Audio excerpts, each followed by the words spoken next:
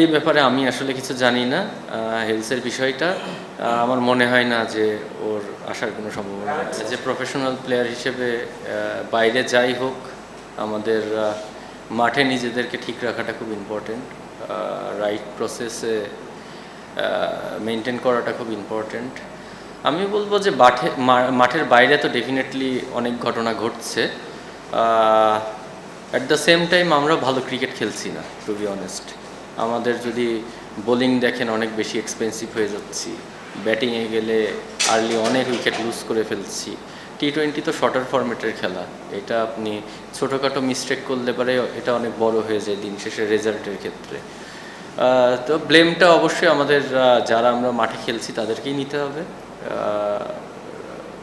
মানে রেজাল্টের যেই ব্যাপারটা বললেন, আসলে আমরা যেটাই করছি সেটা এন্ড অফ দ্য ডে রেজাল্টের জন্য কাজে আসছে না। আপনার ব্যাটসম্যান ওপর থেকে করুক আর নিচ থেকে করুক, দিন শেষে জেতাটা ইম্পর্টেন্ট। তো আমাদের যে মিস্টেকগুলো হচ্ছে, মিস্টেক সবাই করে, সব টিমই করে, কিন্তু আমাদের মিস্টেকগুলো একটু বেশি ইফেক্ট করে যাচ্ছে রেজাল্টের ক্ষেত্রে। না, এটা ফিজিও কনসার্ন। ও এখন খেলার মতন অবস্থায় নাই। ওর একটু ব্রেক দরকার। ও জাস্ট ওর স্ক্যান করানোর জন্য ও ঢাকায় চলে গেছে। ও অ্যাভেলেবেল ছিল না বলেই খেলেনি। আসলে এটা যদিও ফিজিও বলতে পারবে, তারপরে আমি যতটুকু আনঅফিসিয়ালি জানি সেটা হচ্ছে ও ঢাকা পর্ব থেকে আবার খেলার সম্ভাবনা আছে যদি খারাপ কিছু না হয়। ওর নিতে নিতে খুব ডিস্টার্ব করতেছিল। না, এটা আপনি রাইট পয়েন্টেই কথা বলেছেন যে ওকে নিয়ে আমাদের আসলেই কোনো প্ল্যান ছিল না। ও যে খেলতে পারে এটা আমাদের কারোরই আইডিয়া ছিল না। আর ও আসলে খুব বেশি এই ক্রিকেট খেলেও নি যে ওর সম্পর্কে আমরা একটা ভিডিও ফুটেজ বের করব বা ওর উইক জন্য আমরা কথা বলবো। তো এটা আসলে আমাদের সারপ্রাইজিং ছিল। না, ডেফিনেটলি আপনার ফরেনার যখন একটা টিমে আনে, ওর ওপরে এক্সপেকটেশন অনেক বেশি থাকে। ওরা গেম চেঞ্জার হয়। আপনি দেখবেন যে অন্যান্য টিমের যে বিদেশিরা খেলছে, ওরা কিন্তু ম্যাচ উইনিং নক খেলছে, বাট আমাদের দিক থেকে আসলে এটা মিসিং আছে। আপনি যদি কোয়ালিটির কথা বলেন, ডেফিনেটলি ওরা অনেক ভালো কোয়ালিটির প্লেয়ার। ওরা পুরো ওয়ার্ল্ডে ক্রিকেট খেলে বেড়ায়, কিন্তু এখানে আসলে ক্লিক করছে না। আসলে এটা তো কারোরই কিছু করার নেই। দেখেন, আমরা তো ওকে ফর্মে ফেরানোর জন্য সব রকম চেষ্টাই করছি।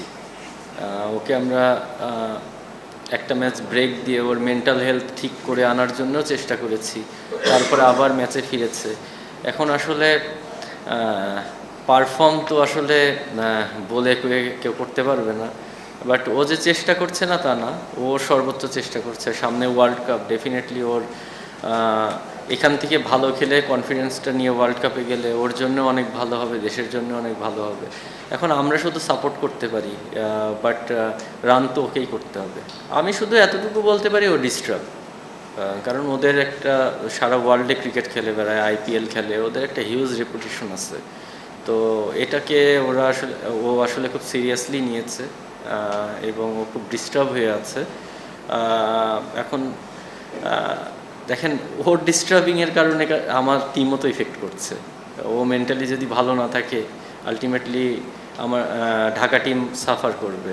এখন আমরা আসলে ওকে মেন্টাল সাপোর্টটা দিতে পারি বা আমরা ওকে বোঝাতে পারি, কিন্তু ও এটাকে কিভাবে নিবে বা কিভাবে ও জিনিসটাকে নেগেটিভ থেকে আবার পজিটিভিটিতে ফিরবে, এটা আসলে ওর ব্যক্তিগত বিষয়। এই ধরনের একটা আলোচনা হয়েছিল। ও আসলে আবার মানে ওদের ক্রিকেট বোর্ড থেকেও মনে হয় ওদের একটা সিগন্যাল ছিল, কোনো একটা গাইডলাইন ছিল, তো ওটা ফলো করছিল আর কি। পরে এন্ড অফ দ্য ডে আমি যতটুকু জানি সমাধান হয়েছে মনে হয়।